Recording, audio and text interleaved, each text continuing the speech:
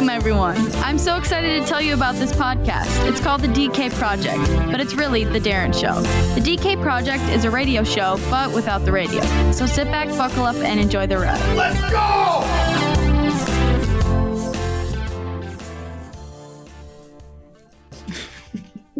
Boats and Hose? How's that for an intro? Welcome back to the DK Project. Just getting a boat and hoe lesson from Miss Provenzano. Yes, about, boats and hoes. Where do you go from there? Jesus. You watch Step Brothers. You know how it is. You know what? Will Ferrell, the other guy. My favorite scene in Step Brothers. Let me think about that. I got a favorite. Oh, it's when they're in the interview and he's sitting behind him. Oh yes, that was good. That's a good part. And he farted, and he goes, "Yep." and then he's quiet. And he goes, "I did fart."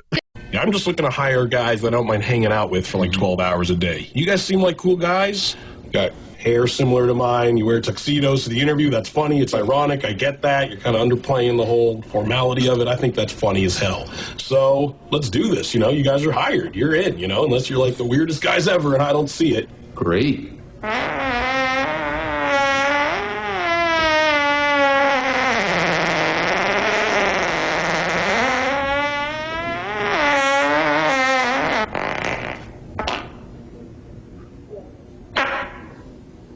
Was that a fart? I don't know. I can taste it on my tongue. Okay, I'll be honest with you. I did fart. Is that onion? Onion and ketchup. It stinks. This is a small room. Shit. Okay, now the tuxedos seem kind of fucked up. That was the fucking best. That and the white dog shit. Something about that made me laugh. The rest of it, a little much. Little much there. I like when he's rubbing his bum. I'm sorry, like his balls all over the drum set. That was actually good. I'm sorry. That's like one of my best parts. Go ahead. Boats and hoes on the intros. Hey, what a long week it's been. We're both under the weather. Neither one of us have COVID. Neither one of us have been tested. Neither one of us have been tested. Shut up. You know what? I basically all I have to do is not go visit my mom, and everything's going to be fine. You'll be fine. Yeah, it would be true. Catastrophic to her. The rest of the world, get the vaccine. You'll be fine. Yep. Because I'm functioning. Champions adjust. I mean, working through the kinks. I don't know. I don't think I have it. I just think I'm overweight and have a lot of aches and pains. This is what getting old does to you, I guess. I don't know. Yes. Although I'm reading some books right now that are reading or listening. Well, I've Which got one of each going. Oh, I'm very proud of you. I'm a multi-book artist. I totally can handle two books at once, one in the ears and one in the eyes, you know. This David Gogins, man, what a fucking crazy guy. I haven't finished it yet. I'm about half to 3/4 through it, but he just a horrible abused childhood, blah, blah, blah, blah, blah. And he ends up wanting to be in like an airborne ranger or whatever. So he goes to the Air Force and ends up, I don't even know what happened there. I fell asleep, but I fell asleep. I didn't rewind. Oh, well, you really sound this book to me. I fell asleep. I was listening to it on the plane. And then, I was in the middle seat on the plane home. And that's the word.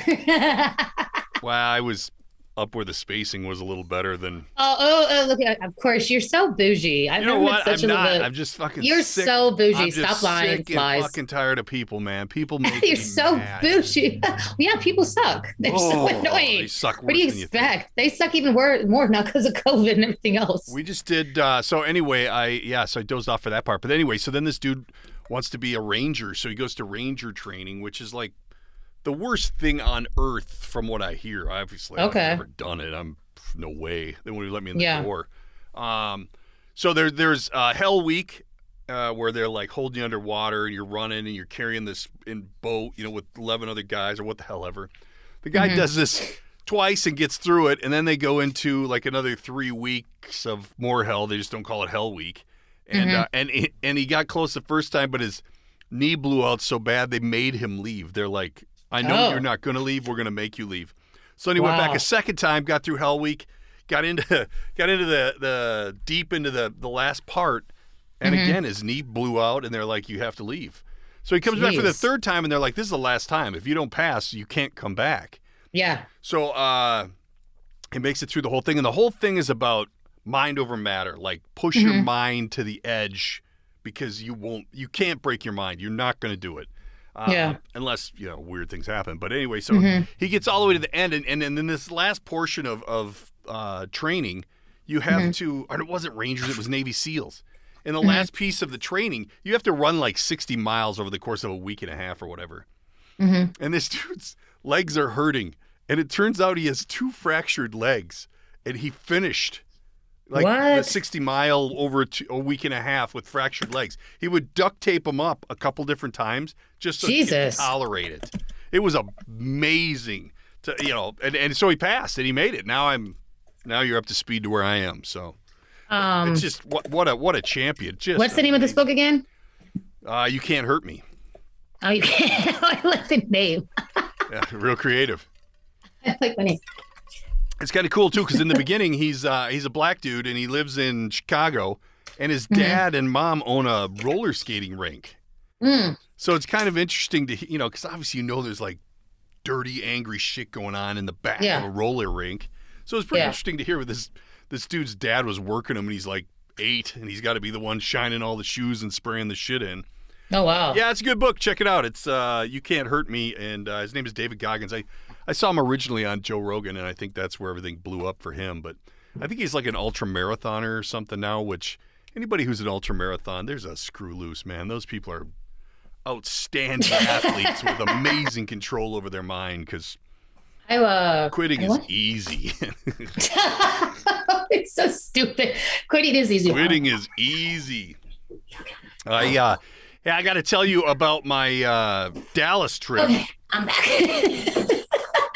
I was trying to play that off so people wouldn't know you even left. My window's open and But when you come back and say I'm back, then it's hard for me to cover up. Anyway, I got to tell you about my Dallas trip. I flew down to Dallas on a Thursday, had a conference down there and came back Saturday because I had to leave Sunday to go to Phoenix with the kid, but I'm flying down to Dallas and I'm sitting up where the seats are a little wider. And I'm sitting next to this dude, and he's like Middle Eastern guy, and I'm like, he's got to be a doctor or something. He looks like a doctor, I can't even handle you right now. So I'm thinking to myself, I'm like, what questions can I ask this guy while I've got his undivided attention, Oh, my Lord. And anyway, so I start talking to him, and it turns out this dude owns 17 McDonald's. He owns 17? 17. Wow. Like, wow. Really? I said, I want 2. Sell me 2. Sell me 2. He says the shitty locations are worth like $2 million, $2 to $3 million. Shut up. Wow. And he's like, I've owned them for like 30 some years. This guy's like 70 maybe. He's like, I've owned them for like almost 40 years. He goes, and they're all paid for. And he has 17. Yeah. And what keyed me off is there's a kid in high school whose parents owned a McDonald's, and then the kid took it over. Yeah. And I thought they did real well. Well, it turns out my new buddy had to buy that one out because that one wasn't doing so well. Yeah. So this guy bought it out, and I'm like, sell me 2 of them. He's like, yeah. He goes, I'd love to get rid of them, whatever I can do. And it turns out you got to spend 1.5 years at Hamburger University before McDonald's will allow you to own a franchise. Like, it's called Hamburger University. Dude, I cannot. Are you serious? It's called Hamburger University. Yeah. I'm gonna put this up right now while we're talking. No, listen to this. Listen to this callback right here. I have my wife used to work for GMAC, which is automotive financing. And I got a call because I did a lot of mortgage stuff for GMAC for their home lending. And I get a call from one of my good clients. He's like, hey, man, I got tickets to the Chicagoland 500 this weekend, and turns out I can't go. I'm like, all right, I'll go. So I'm like, give me the details. He goes, oh, you know what? I have a hotel reserved at the McDonaldland campus, and we got pit passes. We got hospitality tent. I'm like, fuck, I'm going to go. If it's just a car race in the sun with the hillbillies, I ain't going. But if you get a hospitality suite, free food, free drinks, I'm in. So anyway, the wife and I haul ass down to Chicago that weekend, and we check in, and it turns out it's at the Hamburger University McDonaldland campus. And I thought when he said McDonaldland, I thought it was like McDonald camp. I thought it was like a military base. Yeah.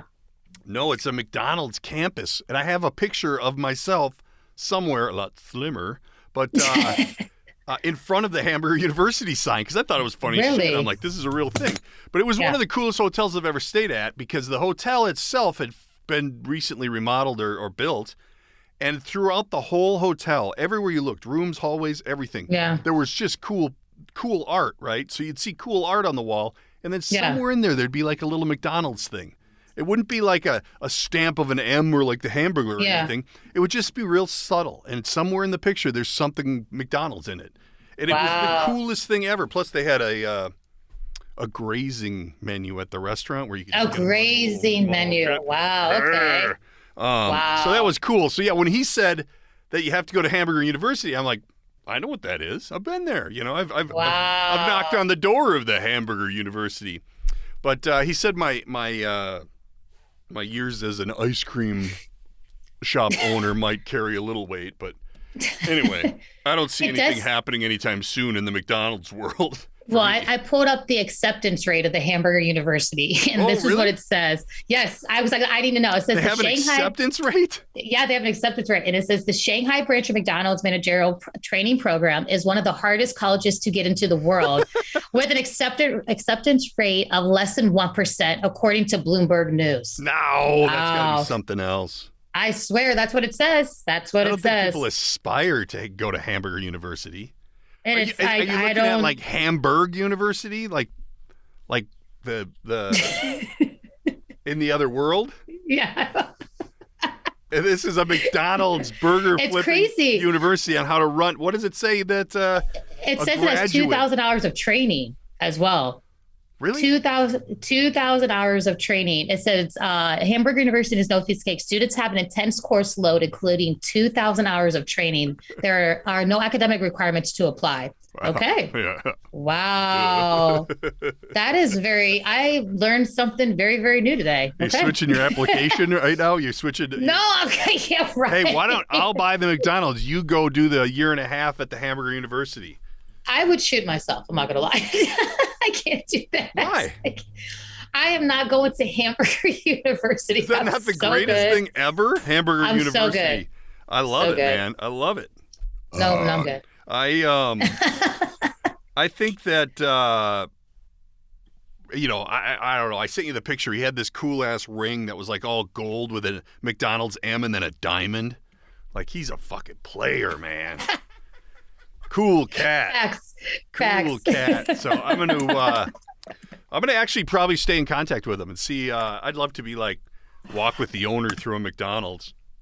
I'm surprised that he has so many. He doesn't want to sell some of them. I mean, if they're already like paid for, they're already making all this. I mean, I would think he's old. He's like, I don't want to deal with it anymore. I want to retire. I want to be done. And he should sell some of them. Well, his daughter's taking him over, and I think that's the caveat. Is that. Oh, okay. Well, and that's probably why I'm going to stay in contact with him, because I spent actually I have worked at a McDonald's in the past. Mm-hmm.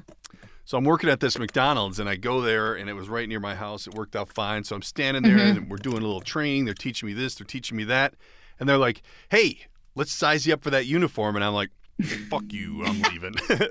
I walked out. I'm like, I ain't wearing the uniform. You know what? I done changed my mind.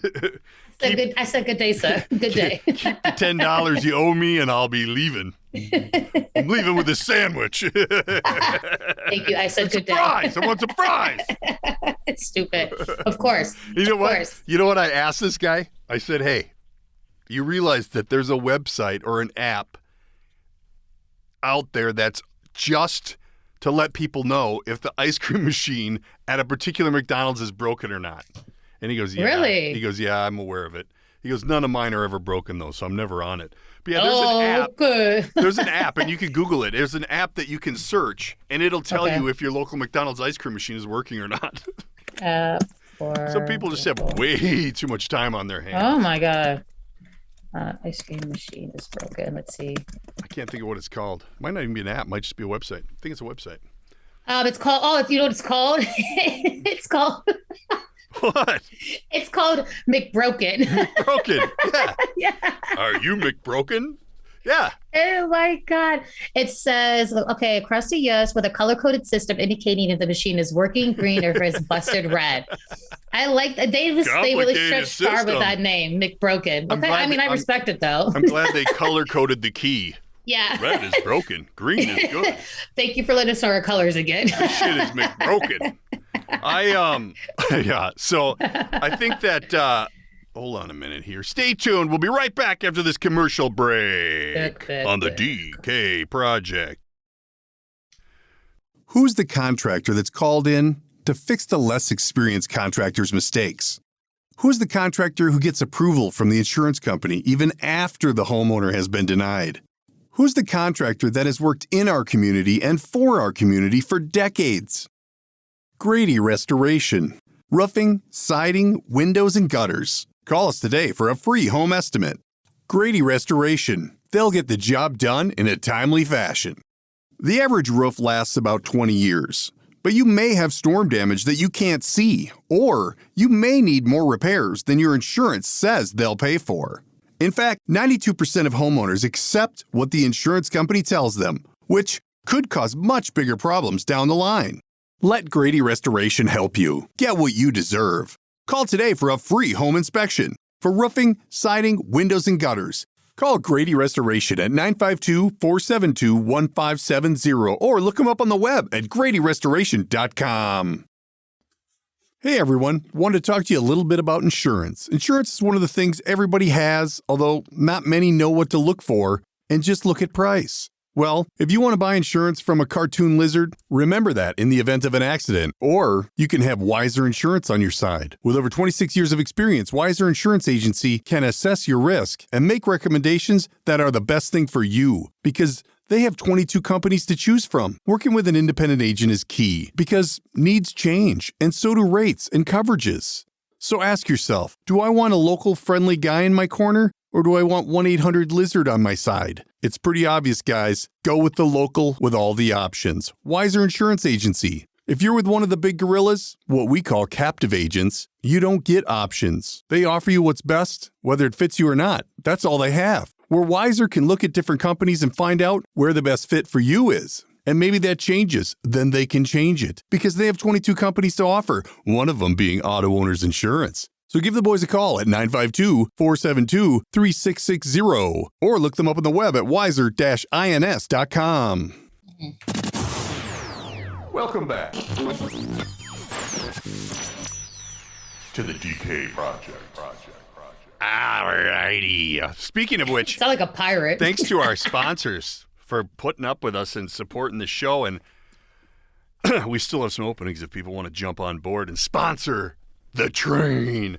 I almost called it the D train. That would have been pretty cool, but it kind of had some negative sexual connotations. Yeah, I was going to say, anything wrong with the train, the D train. Sounds very, it sounds like a porno. All right. Where's your head today? It's everywhere, but it's always dirty. You should know this by now. Jesus. I'm always a dirty one. Well, I'm glad that I'm here to carry us then. 'Cause I'm the good saint. Hey, listen to this. I got back from Dallas. Okay. And God, I met some interesting people there, though. Oh. I bet you did. You were gone for a while. I'm gonna give. No, I wasn't. It was friggin' a day. Oh, but you were gone for like a week before You like even your listen son to and the all show? that. Do you listen to the show? I just said that. Okay, Come on. It's the sickness. Come on. It's the sickness. So listen to this. So I meet these guys, and the first guy I walk into in the whole goddamn place is this guy named Dale, who I was in Ireland on a VO thing, and I met Dale, right? Mm-hmm. He's this older gentleman from Texas. Good dude. But I also met something that everybody needs. I've worked my whole life for it, and now I have a friend who's a lawyer. A lawyer, which is good because I seem to need him all the damn time. But Dale, we're sitting down to have some drinks and dinner, and Dale orders a quesadilla, and I get fucking way more food than I should have because I'm like, I'm working out. Fuck it, I'm gonna eat, so I did. Yep. Wendell, my other neighbor, he orders just a drink. He's not eating, and then this other dude, Rob, he had ordered just a piece of pecan pie. So, all right, cool. So, whatever. And I eat fast, whatever, because whatever. And so we get our food, and I had like a Cuban with a salad and a soup. Ooh, a Cuban. Like all this shit, like a standard full meal. Yeah. And Dale had a quesadilla. I eat my shit, and Dale's eating the whole time. Like, he's not talking a lot, but he's eating the whole time. I shit you not. I finished my food, and we sat there for another 40 minutes while this guy ate his quesadilla. Because you don't want to be rude and be like, well, fuck, dude, I can't sit here anymore. Yeah. And I'm thinking he was eating the whole time. Like, he didn't, like, stop. He wasn't, like, talking a lot, so he didn't.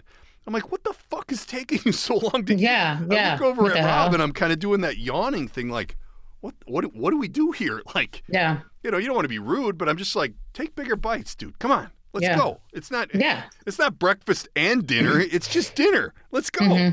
It was the weirdest thing, but met some great people. This Wendell dude from Colorado who I don't know. He hit the wife lottery. His wife's taking care of him while he learns his new profession. But he was a good dude, so we had a ton of fun. Blah blah blah blah blah. So I end up flying home Saturday, and I got to get up at 7 in the morning on Sunday to hop in the hoopty because the kid and I are driving to Phoenix to get him to college. Yeah. What? I sniff. No, that's my where's my sniff button? Oh, like I had to sniff because of my being sick the last few days. So you gave me like a heart attack. Go ahead. So anyway, I hop in the Jeep and we haul ass, right? I'm like, all right, so we don't have to be in Phoenix until midday on Wednesday. So I'm like, I want to stop in Moab. I went, I got a buddy over there, blah, blah, blah, blah, blah. So we hop in and we drove literally from 8 o'clock in the morning on Sunday till, I don't know, it was probably 9 o'clock, one time zone to the west. So we were actually 10 o'clock Central Time, whatever. And we made it to the other side of Denver. And I'm like, man, I could go for a steak. I know it's late, whatever. So we go to this Longhorn Steakhouse. Fucking A, when am I going to learn? When am I going to learn? Yeah, your first mistake was saying you went to Longhorn Steakhouse. We said, well, I like a good discounted steak. So we sit at the bar. And I'm like, man, I could go for some soup. And they had some kind of soup, I'm on this soup kick. So I order my soup, my steak, whatever, and salad, blah, blah, blah, blah, blah. It's all freaking $20. Who gives a shit? Yeah. And our bartender is in the back. There's nobody in the place but like 15 other people. Yeah. And our bartender goes in the back and she's like, God damn it, I told you the soup's not hot. And I look at my son, I'm like, how does she know the soup's not hot? Like, would you stick a finger in it? Like, how do you like, Go get your finger. So then she comes out with the soup and it's just fucking smoking hot. Like there's almost fire coming off of it. Jeez. And she goes, actually, the manager brought him out, and he goes, you know what, we're not going to charge you for the soup because he knows everybody in the whole fucking place heard this lady go off. Everyone down the street could have heard her. So I get the soup, and I'm like, God damn, this is hot soup. Like, whatever. So obviously, it was so hot it sterilized her finger from being in it. If that was. So then they bring out, I had steak, baked potato, all this shit, and I'm just like, I'm ready to leave now. Like, it's just like. I just didn't have a good feeling about the whole experience. So of course. Then I got the bill. We both ate steak. I want to say we each had a drink. My bill was like $60. I'm like, I know. Isn't that crazy how cheap it is? It is, but go to the Texas Roadhouse, not Longhorn Steakhouse. Come on now. Come on. Texas Roadhouse was closed. Otherwise, I would have gone there. I'm bougie when it comes to steaks. I like a good filet. I'll pay $40-$50 for a good filet any day. Jesus. Yeah, I like a good steak. It's can't go wrong. Quality over quantity. Quality. I like the cow. I like the cow. I got a good friend who always says that. I like the cow. I'm like, so anyway, we hauled out, and then we got up that day, and we drove, and we stopped in Moab, Utah, to see Captain John. He was on the first season of the show. He's a guide. He does, when he was here, he drove the big tour boats on the lake. Yeah. But there, he's got a JG Outfitters. So I don't even know. Like, it's like a Jeep thing where you take Jeeps off-road. And I guess Moab is got 5 or 8 national parks around it. Mm-hmm. So he started this business, and he's a great marketer. He knows what he's doing because he used to be a realtor here also.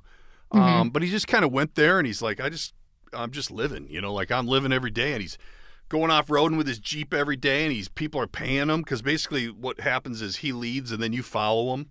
Yeah. And, and then you got walkie-talkies, so he's telling you this, that. And, the first night we were there, we went off-road, and we were like friggin' taking the Jeep, do things that it shouldn't, normally you wouldn't ever do because everybody has a Jeep, but they don't go off-road. And this is like 30-degree angles and like where you feel like the ass is going to go over. And I'm like, woo, that's exciting. And it was so the next day we're like, hey, let's do it again. So we went out, and that was just more trail riding.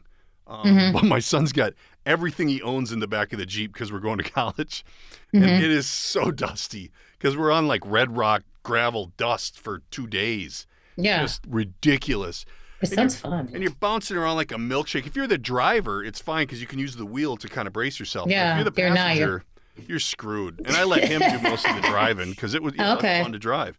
Yeah, for sure. So anyway, we do like 4 or 5 hours the next day out in the mountains, and then we hop in, and we were like, all right, we got to make it to Sedona. So that's another 5 hours. Oh, Sedona's gorgeous too. Yeah. Yeah, it is when we rolled in at like 8:30 and we had to leave at 8 o'clock the next morning. So you don't. Oh, it's really just a wayside rest. But while we were in Moab, my Captain John, I'm like, hey man, where do you want to go to eat? I'm buying, whatever. I could really go for some Mexican food. He goes, oh, great Mexican place. We go in there, and I'm like, fuck, I just want a beer. I've been driving for days. Yeah. They don't have alcohol here. And I'm like, fuck, is that a Utah thing? He goes, no, wow. this place doesn't have alcohol. So anyway, we're talking, and he's telling me that there's all these trucks around town that are kind of jacked up, and they have 3 rows. Like they cut them and then add another row. So there's actually 3 doors, 3 rows of seats. And he goes, because the Mormons have these plural wives, right? Yeah. And he goes, there's one family in town where the guy has 4 wives. And he has 10 kids with each wife. 10? No, he has 40 kids. That's what he's telling me. I'm like, no way. I said, I couldn't even remember 40 people's 40 names. Kids. Get out. How could you even take care of 40 kids? There's no way. You have to be like a freaking, at least a millionaire. Seriously, Sounds like even he's got that. a pretty sweet truck. I don't know. Oh my gosh. But it kind of blew me away. So anyway, we hauled ass down to Sedona, went to our favorite little, the hell is it? The Wild Javelina or some shit, some Mexican place I always go to when I'm in Sedona. It's killer. Top shelf. Because the place Captain John took me to, yeah. I wouldn't. No bueno, no good. Okay. And I have to learn. That if I go to dinner with people I don't know, we don't go to Mexican. You know why? Yeah. Because I don't. What do you mean, yeah? I'm like, yeah. God, I said because I don't know how you eat chips. And I don't want to experience how you eat chips because there's a good chance you're fucking real bad at it. What? There's an etiquette to eating chips? Well, yeah, what do you put? No, there's etiquette to eating anything. Mouth closed. I eat with my mouth. Well, yeah, of course. You're supposed to always have your mouth closed. My wife's even Ugh. started to do that. Like first bite, kind of mouth still open. I'm like, no, you have to have your mouth closed. I would say something to someone. I'm like, can you please close your mouth? Next comes the fist. I got to get a car. So anyway, we hauled ass to Sedona, got out of there, and I'm telling you, we left Sunday. We rolled in like, I don't know, 2 hours to spare to when he was, not even, like an hour to spare from when he's supposed to check into his apartment. So it really worked out cool. But it was funny because my son he's been growing this avocado plant all summer. Mm-hmm. Like it's in the window at home, it's here, and he's like, I'm taking it with. I'm like, good, because I don't want it. So he modified this cup setup to give this thing a ride. It's basically like the avocado nut, and then it's got like a little branch on it. Yeah. And, we drive all the way across the country, and this thing, it's in the cup holder, and we're in the Jeep, and it's and he's just freaking out about it. And fucking, we get into, I don't know, somewhere like the first night, second night, we get into town, and he's bringing it into the hotel with us. And I'm like, you need help? He's grabbing all this shit. He fucking drops it in the road. I'm like, oh no! So he's like, I feel so bad. And believe me, he has like the worst luck of anybody you're ever gonna meet. Oh, poor baby. Luck. And he so anyway, we get into the hotel and he's like, oh, it's fine, nothing broke. Blah blah blah blah blah. I'm like, okay, cool. So we drive, and again, special treatment in Moab for the plant. Take it and put it in a special place. And and and we get all the way to Phoenix, right? We're moving into his apartment. It's like fucking 95 degrees out, just sultry. Oh, wow. That's actually cold for them. It's actually cold for them. It was crazy. And we're unloading everything out of the Jeep, and it's just like, oh my God, dude, there's so much dust and shit on your stuff from being off. Oh, yeah. And anyway, we get done and we unload and we go back, and I'm like, get that fucking plant, put it in the house. I don't want to deal with it. So he grabs it, and there's like sidewalk, there's this rock area, not a lot of shrubbery, none of that. He grabs it, he's got some other shit, steps in the one hole in the whole fucking area and launches the plant across the deal. Boom, it's down again. I'm like, dude, God. this is incredible. How does this happen? And you're laughing the whole time. God, but we got to Phoenix, and we had to go unload the storage thing, and some of his buddies left some treasures, and God, the storage thing. There was these two guys. I'm telling you, between the two of them, I don't think they could make toast. They were so stupid. And it was just, oh my God, it was frustrating. But by the end, and then by the end we went and grabbed some sushi and whatever, and sushi. I'm like, we went to Costco, and I'm like, fucking get whatever you want, because I'm leaving and I'm not coming back to buy you shit. So whatever. So he got beer and he got food, and he's just like, and I'm like, whatever, get what you want. Yeah, nice. So we go to the sushi place and we eat, and I'm like, dude, I'm just wiped. I gotta go back. Yeah. Take me to my hotel, and you go do your thing, And so he brought me back to the hotel, and and we had such a good time, so fun, and it was like, oh, finally I can just sit for a minute. And then I gotta freaking get up at 4 because I gotta change my flight, because I screwed up. I booked a flight for I thought was 11 a.m., but it was 11 p.m. So I had to eat it. I had to eat a plane ticket. I had to eat a plane ticket, which just pissed me off, because they're like, oh my gosh. I'm like, well, the ticket was $100. What the hell am I gonna do? Wow. 'Cause I had to get back. We had season tickets to the local, my daughter's college football. Oh, okay. Oh, it was their first game. I'm not gonna miss the first game. Yeah, well, that's sweet of you. But yeah, man, it was a crazy trip. We had a ton of fun, but it was like, well, that's good. And I just haven't recovered. I think that's part of it. I'm just exhausted, because it wasn't like a vacation. It was like, get to a hotel, get up, go, get up, Oh, brutal. But I don't really think, I'm telling you, I like that Phoenix area. Phoenix is awesome. I love Phoenix. I would definitely live in Phoenix. Yeah, it's awesome there. I had a good time, but while we're in Moab, we roll into Moab, and so I'm rolling through Moab, and Captain John's like, hey, gas up your Jeep. We're going long tour today. All right, cool, fine. So I go I kid gas it up, but it's so dry there. I'm like, I need a Gatorade and some water and whatever. So I go in, stock up on that. I get to the register, and there's this like burnout dude. It's like 8 o'clock, 9 o'clock in the morning. And he rings up my stuff, and the change, however it was, I don't remember the exact, denomination or whatever you say, the amount. And I go, here, why don't I give you this? Then you can give me a nickel back. Everybody. I go, everybody loves Nickelback. You're so stupid. And he goes, I really like Nickelback. I'm like, of course he likes everybody Nickelback. does. And the guy, the like Coca-Cola guy who was stocking the cabinets is standing there, and he's like, really? I'm like, everybody loves a good Nickelback show. It's so stupid. So the dude he would say some shit like that. So that. the burnout behind the counter gives me my change, and he goes, enjoy the music, dude. Of course. It was fucking the highlight of the trip. Enjoy the music, dude. I'm like, fucking funny that you said that. One of my best guy friends over here, he has a problem finding like a girlfriend. And he literally just texted me the other day. He said, your standards are getting low when you're checking out the gas station attendant. And I was like, I don't even know what to say to that. But it made me laugh. I looked at this guy, because I'm like, fuck, of course he's going to know Nickelback. He's of course. Yeah. Dude, I love Nickelback. Of course you do. Of course you do. Pass me the joint. Jesus, I love it. I think that when we go back in the spring, because we took the Jeep off road, which, maybe they have these dune buggy things. I'm like, let's do the dune buggies. That might be more fun, because then I don't have to worry about everything getting so dirty and blah, blah, blah, blah, blah. Because we put a soft top on, so all those zippers and all those little crevices, they leak, and he's had to spend a day cleaning that thing. It was funny, though, because when we got done, we went to the car wash there in Moab, and like 2 bays over. Actually, we're pulling in, and we see this other guy who looks like he might be going to the car wash. It's one of those old manual ones, where you get the wand and whatever.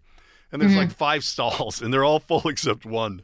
So we fucking go in the out to beat this guy. And he was pissed. He was pissed. But anyway, I go over to get some quarters, and there's this one van in the one slot, and it's like bright pink. It's got the camper thing. And it's like this guy and a gal, and I think they're living in it, and they're like cleaning it up, and like they're freaking cleaning their house. It was little. But we washed it good there before we left, and by the time we got to Phoenix, it was like we got to wash it again. It's just like the dirt just comes out of nowhere. Yeah. Oh my God. Of course. Yeah. Yeah. I think I would do it again though. I had a good time. The problem is that when you're doing 90 down the freeway and you got the soft top on the Jeep, you can't hear anything. You couldn't. No, you can't hear shit. Possibly on the phone. And I'm like, you know what? No. Why don't you drive? I can do some work. Blah, blah, blah, blah, blah. Fucking no internet anywhere because you're in the mountains. There's no internet anywhere. Yeah, it's hard. It's definitely hard when I go hike up there. It's definitely hard. Shit. I got to figure out how I'm going to get my boat. Boats and hose. Boats and hose, baby. That's how it all started. Boats and hose. Yep. So, hey, listen to this. So we talked a little bit a few shows ago about sour beers. Yes, I love a good sour. And I've got some fucking sour beer story here. Did I tell you about this? No, you haven't told me anything about no sour. There's a beer in town, or a brewery in town called Inbound Brewing. Okay. And they make a key lime pie lemon sour. Ooh, I've had one of those before. And I'm just like, this is good shit, Yeah. And my daughter, who doesn't drink a lot of beer, more of a tequila gal, she's like, boy, I really like that beer. I'm like, oh, $4 or 4 beers is like $13 or $14 or something. Oh wow. So I'm like, don't be casually drinking them, Like, if you do, leave a little 20 on the table. But anyway, I went over to my local liquor store, and I'm like, hey, you guys are out of that Inbound. She goes, yeah, it's seasonal. I'm like, listen, if you could find me any of it, I'll buy whatever you can find, get, whatever. Okay, she goes, I'll look. And then I said, and Surly has a, I think it's blackberry, something. Okay. Black cherry, blackberry. I'm like, I think they only have it in kegs. I said, our local bar down here has it in a keg. I said, I'd take one of those too. Yeah. And she goes, all right, cool. So I buy my shit and I leave, and I'm thinking, I don't have any way to dispense a keg. Like, what am I doing? Like, I just told her I take a keg, and I don't have a, like I gotta go buy a kegerator or something. You bought like a big keg. I'm thinking like those little mini kegs. I told her, it's probably like a narrow. Yeah, it's like this little things like that. Yeah, I should talk about. Yeah, you okay. still need like an apparatus to Do you still need apparatus for it? Yeah. Oh, I did not know that. It's not like a party ball. Yeah. Okay. So anyway, I totally forget about it. And I had my birthday a little while back, and my son bought me a 4-pack of Inbound blueberry sour. Ooh. That's better than the key lime. That is good shit. So anyway, I'm at work, and I get a call from the liquor store lady. Hey, it's whatever, Judy over at the liquor store. I'm like, hey, and I'm thinking, fuck, I hope she didn't buy me a keg. Yeah. I still don't have any way to dispense it. Yeah. And she goes, hey, I found some of that key lime. I'm like, oh, sweet. She goes, yeah, I ended up getting like a case and a half. I'm like, oh, cool. Knowing that it's $14 a 4-pack. Yeah. So, and I should probably break the math down, but maybe it was 2.5 cases. I don't even know. But anyway, I roll over there, and she's like, oh, and I got something special for you, too. I'm like, oh, well, all right. Ooh, okay. So she comes out with a cart full of this beer, and it must have been 2.5 cases or something. Okay. And then she has these wooden nickels, like 4 of them. She goes, the delivery guy told me to give you these wooden nickels because you're buying all this beer, and if you ever make it down to the brewery, that, here, have one on us. I'm like, oh, that's super cool. Oh, that's cool. So I'm like, all right, cool. So she rings up my beer, $140.